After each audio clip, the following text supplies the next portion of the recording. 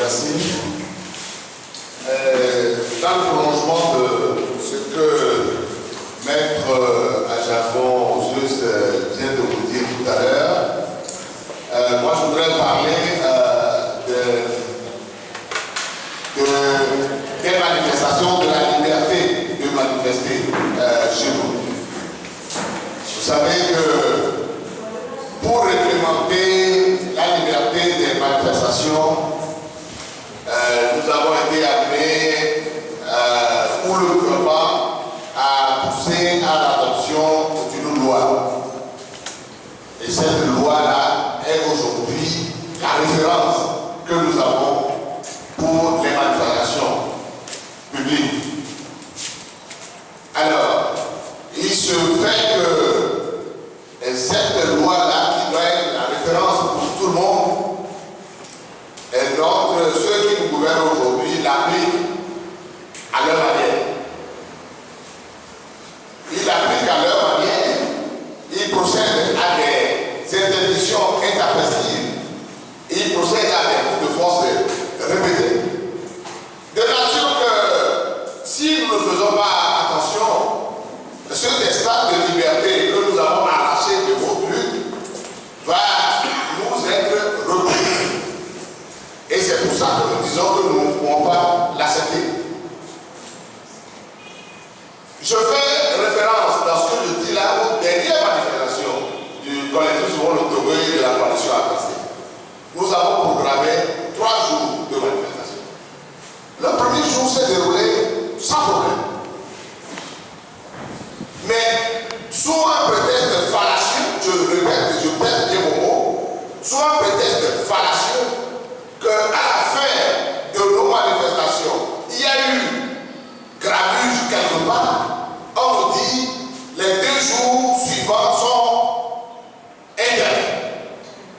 Comme si lorsque la coalition arc-en-ciel et le collectif Sauvons le Togo organisent une manifestation publique, ils répondent des actes que n'importe quel Togolais poserait sur toute l'étendue du territoire. Parce que ce jour-là, nous avons organisé une manifestation. Donc si un Togolais, quelque part, pose un acte, c'est nous qui devons attendre. C'est de l'incongruité. L'amiral m'a appelé le soir de cette manifestation pour dire eh bien, il y a eu une gravure et ils vont interdire nos manifestations. Je dis, de quoi vous parlez? Vous parlez de quoi en réalité? Est-ce que vous avez arrêté quelqu'un au tribunal là-bas qui porte un t-shirt, qui se réclame du collectif Sauvons le Togo et de la coalition arc-en-ciel? Il a dit non. Alors, sur quoi vous vous fondez pour dire que c'est nos militants ou ceux qui sont venus de l'autre part, qui sont allés faire les cas dont vous parlez au tribunal? Mais soyez quand même sérieux un peu dans ce pays. Le rang que vous occupez, vous ne vous permettez pas de dire des choses comme ça. Je crois que, je ne dis pas, je viens tellement expliquer les choses que je crois qu'il a compris. Et qu'il a compris la raison pour laquelle ce n'est pas lui.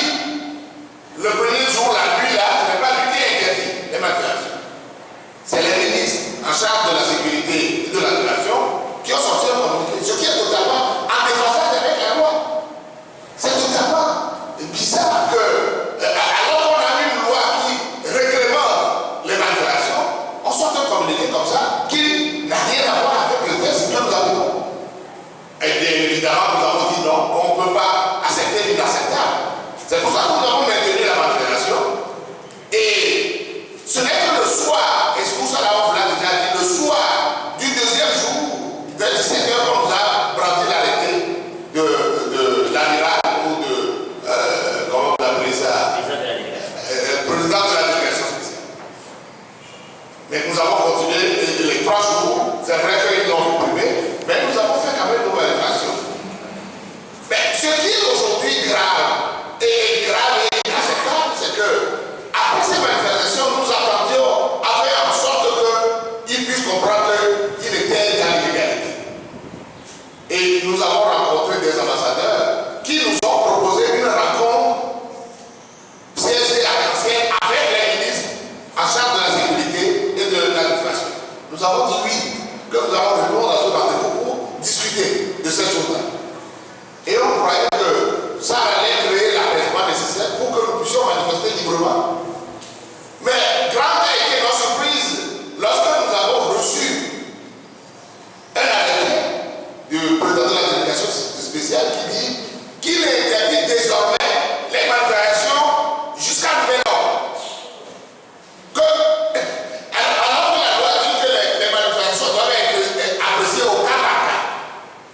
parce qu'on écrit, quand on étudie la situation, on dit, ah, il peut y avoir trouble à l'ordre public, on interdit ou on vous demande de faire quelque chose.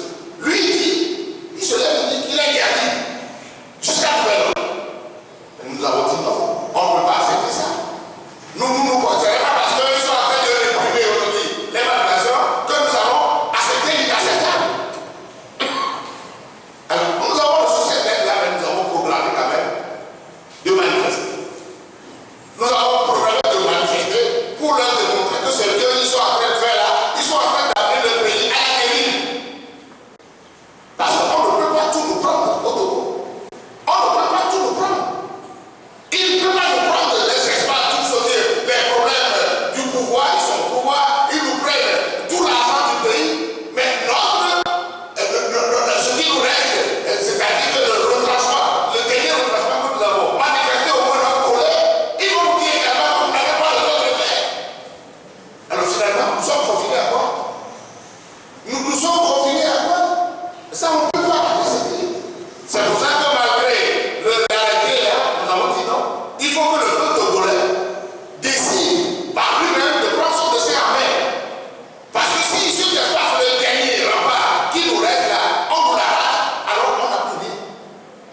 Si ça aussi on le prend, alors on n'a plus rien du tout. Alors nous avons programmé de manifester le vendredi. Et on a mis dans un appel, moi que ceux qui l'ont rédigé, j'ai trouvé ça assez pathétique. Parce que lorsque vous lisez ce qui est sur cet appel-là, on va vous distribuer tout à l'heure le prospectus. On l'a tiré en plusieurs quantités et qu'on va distribuer.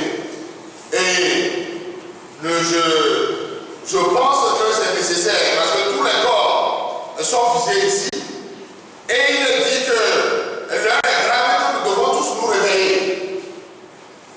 Et ça s'adresse à tout le monde, les femmes, les commerçants, les revendeuses, les ménagères, les travailleurs des secteurs publics, parapublics, privés, informels, gendarmes, policiers, militaires, gardiens de préfecture, jeunes, élèves, étudiants, chômeurs, émigrants, paysans, tout le monde.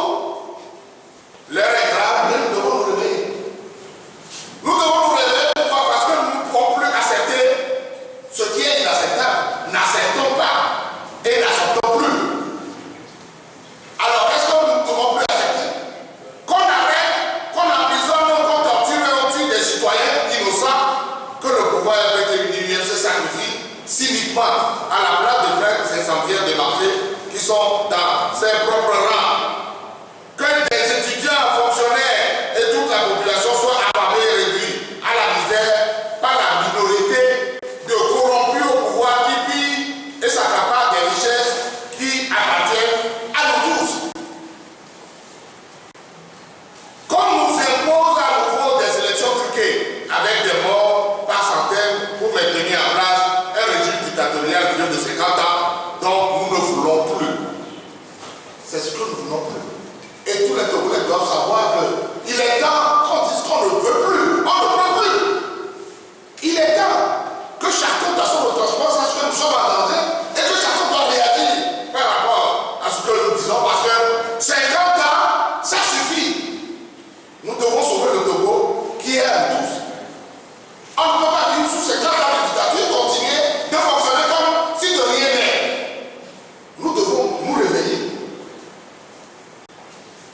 Alors, nous réclamons également autour de cette mobilisation la libération inconditionnelle et immédiate du chef d'escadron religieux Boko Haram, Abbas Kamwa et tous les militaires arbitrairement arrêtés et détenus. Nous réclamons que des salaires, des bourses et allocations indemnités, des salaires, des bourses et allocations indemnités à tous ceux qui les réclament tout de suite. La fin de l'impunité. Arrestation et jugement de vrais incendiaires de marché et autres criminels d'État, la fin de l'instrumentalisation de la justice, le changement démocratique. Ça aussi, c'est tout un pan de notre lutte. Le changement démocratique. Parce que ce que nous avons en face de nous et la parodie d'élection qu'on cherche à nous imposer, c'est les Togolais qui doivent se lever